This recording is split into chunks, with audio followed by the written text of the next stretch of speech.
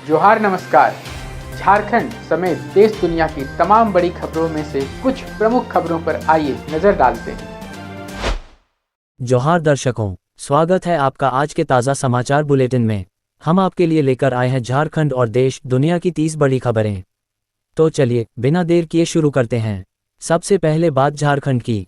IIM Ranchi में झारखंड के 46 प्रखंड प्रमुखों के लिए पंचायती राज निदेशालय के तत्वावधान में 5 दिवसीय आवासीय प्रशिक्षण शुरू हुआ है।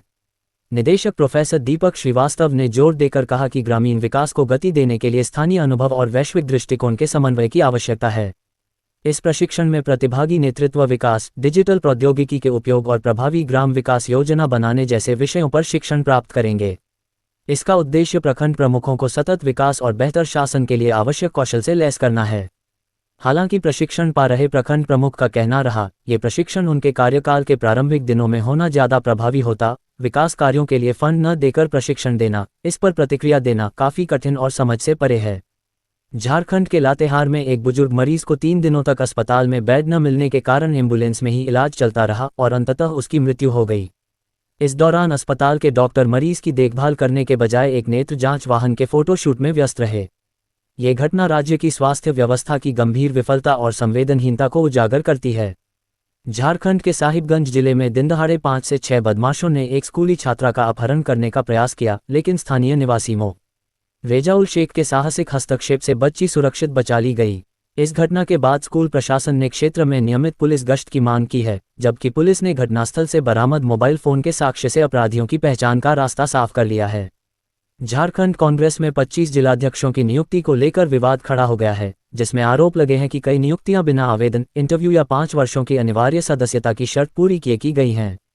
इसके चलते कई जिलों से विरोध प्रकट होने पर प्रदेश प्रभारी और अध्यक्ष ने नियुक्तियों में त्रुटि स्वीकार करते हुए 3 महीने का प्रदर्शन मूल्यांकन और आवश्यक सुधार का आश्वासन दिया है। हालांकि यह विवाद पार्टी के भीतर असंतोष और आंतरिक अराजकता को उजागर कर रहा है। खूंटी, लातेहार, धनबाद, रामगढ़ समेत अधिकांश जिलों में पुराने कार्यकर्ता नाराज चल रहे।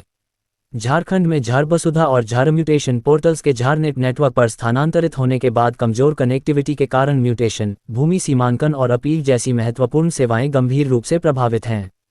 इस तकनीकी समस्या के चलते अधिकांश अंचल कार्यालयों में केवल 20 से 30% कार्य ही संपन्न हो पा रहे हैं, जिससे आम नागरिकों को काफ़ी दिक्कतों का सामना करना पड़ रहा है और विभाग ने 10 नवंबर तक इसका समाधान करने का लक्ष्य रखा है। देवघर के एक सरकारी स्कूल में 2 छात्रों के बीच हुए झगड़े के दौरान एक छात्रा गंभीर रूप से घायल हो गई, जबकि शिक्षक अपने कक्ष में बैठे रहे और उन्होंने न केवल निगरानी में लापरवाही दिखाई, बल्कि घटना के बाद मामले को छिपाने का भी प्रयास किया। इस घटना ने स्कूल प्रशासन की गंभीर उपेक्षा और जिम्मेदारी से भागने की मानसिकता को उजागर किया है, जिसके बाद अधिकारियों ने जांच का आदेश दिया है। झारखंड के वित्त मंत्री ने स्पष्ट किया है कि सारंडा को वन्य अभयारण्य घोषित करने से पहले स्थानीय आदिवासियों की आजीविका और सुरक्षा संबंधी चिंताओं का समाधान, बुनियादी ढांचे का विकास और उग्रवाद की चुनौती जैसे मुद्दों पर व्यापक तैयारी आवश्यक है।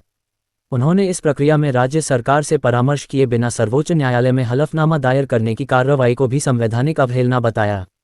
झारखंड सरकार द्वारा लागू स्मार्ट पीडीएस प्रणाली के तहत राज्य भर में 47,863 अवैध और फर्जी राशन कार्डों को रियल टाइम मॉनिटरिंग और ईपीओएस सत्यापन के माध्यम से सफलतापूर्वक निरस्त किया गया है। इस पारदर्शी व्यवस्था ने खाद्यान्न वितरण में होने वाली धांधली पर प्रभावी अंकुश लगाया है, जिससे केवल वास्तविक लाभार्थियों तक ही राशन पहुंचना सुनिश्चित हो पा रहा है।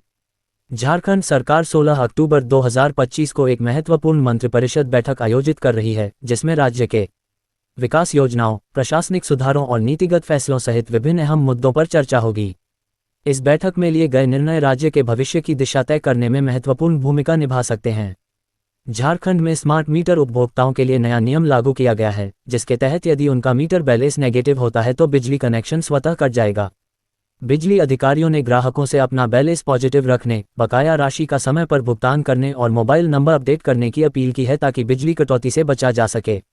झारखंड के स्वास्थ्य मंत्री डॉक्टर इरफान अंसारी ने अन्य राज्यों में दूषित कफ सिरप से हुई मौतों के बाद राज्य में 3 कफ सिरपों पर प्रतिबंध लगाया है और दवा दुकानों का औचक निरीक्षण किया है। उन्होंने चेतावनी दी कि प्रतिबंधित सिरप बेचने वाली किसी भी दुकान का लाइसेंस रद्द कर दिया जाएगा और लोगों से ऐसी दवाओं की सूचना स्वास्थ्य विभाग को देने की अपील की। Central university of Jharkhand CUJ 13 अक्टूबर 2025 को SC, ST और अन्य श्रेणियों के लिए खाली पड़ी सीटों पर एक विशेष मॉपअप काउंसलिंग आयोजित कर रही है।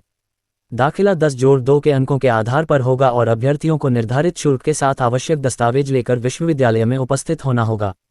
झारखंड के नवनियुक्त मुख्य सचिव अविनाश कुमार ने राज्यपाल से शिष्टाचार मुलाकात में सरकार की प्रमुख योजनाओं और उनकी प्रगति की जानकारी साझा की। राज्यपाल ने जनहित के कार्यों को प्राथमिकता देने और विकास योजनाओं के त्वरित क्रियान्वयन पर जोर दिया। झारखंड हाईकोर्ट में साहिबगंज पाइपलाइन जलापूर्ति योजना की स्थिति पर सुनवाई हुई, जहां राज्य सरकार ने दावा किया कि 8,500 घरों में पानी की आपूर्ति शुरू हो गई है।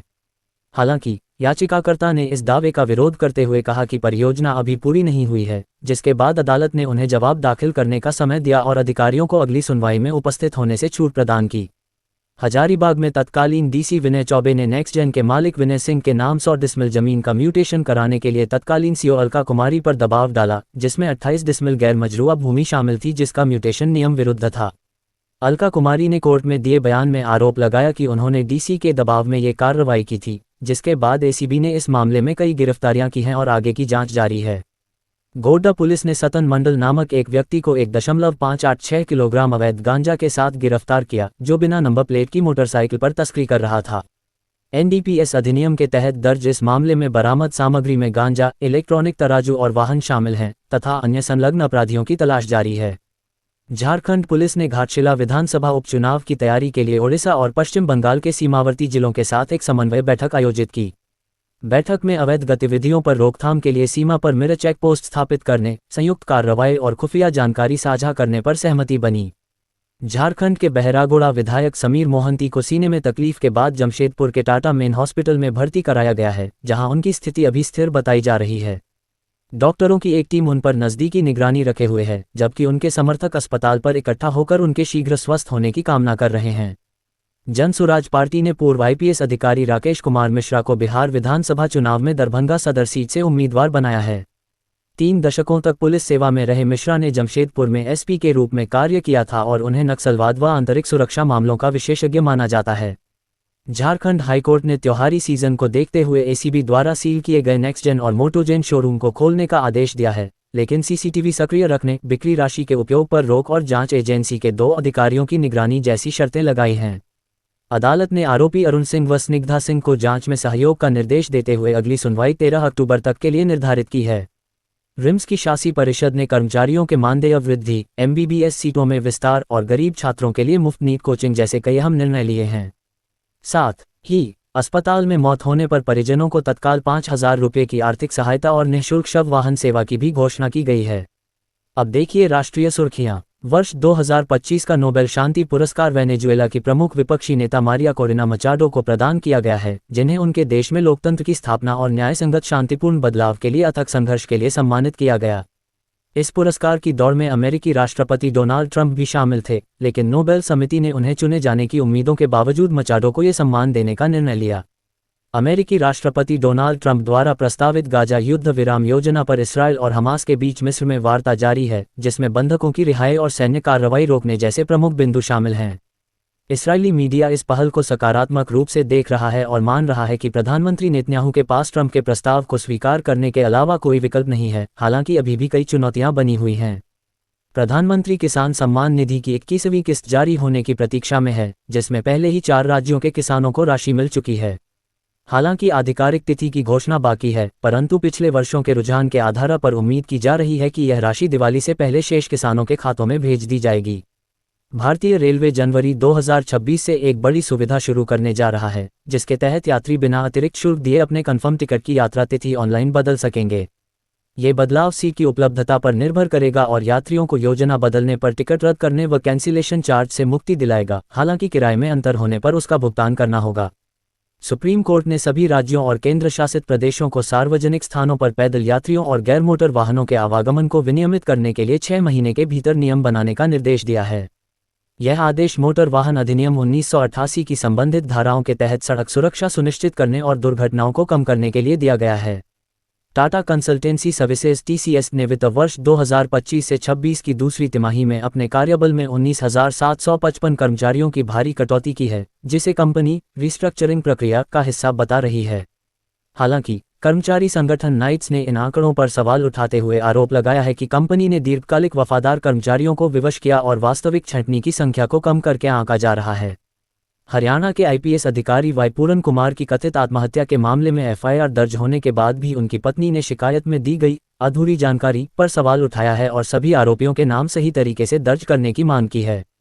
इस मामले में हरियाणा के डीजीपी सहित वरिष्ठ अधिकारियों के खिलाफ SC/ST कानून के तहत मामला दर्ज किया गया है तथा जांच के लिए एक SIT गठित की गई है।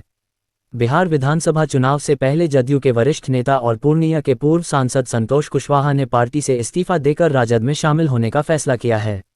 ये कदम पार्टी में उनकी अनदेखी और टिकट वितरण में उपेक्षा के कारण बताया जा रहा है, जो सीमांचल क्षेत्र में राजनीतिक समीकरणों को बदल सकता है। भोजपुरी अभिनेता पवन सिंह को बिहार विधानसभा चुनाव से पहले केंद्र सरकार द्वारा वाय श्रेणी की सुरक्षा प्रदान की गई है, जिसके तहत उनके साथ 11 कमांडो और 2 PSO हर समय तैनात रहेंगे। यह फैसला उनकी बढ़ती राजनीतिक सक्रियता और हाल के निजी विवादों के मद्देनजर लिया गया है, जिसमें उनकी पत्नी द्वारा लगाए गए आरोपों के बाद उन्हें धमकियां भी मिली हैं। ये थीं आज की 30 बड़ी खबरें।